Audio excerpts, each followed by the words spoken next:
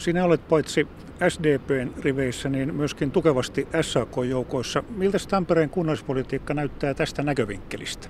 Kyllä SAK:n näkövinkkelistä, niin Tampereen elinkeinopolitiikkahan on ihan perusteltua ja hyvää toimintaa, mutta sitten jos kunnallispolitiikalla tarkoitetaan kunnallisten palveluiden tämmöistä yksipuolista yksityistämistä, niin silloin mennään mettään. Minkälaisia yksityisiä palveluita pitäisi Tampereelta purkaa?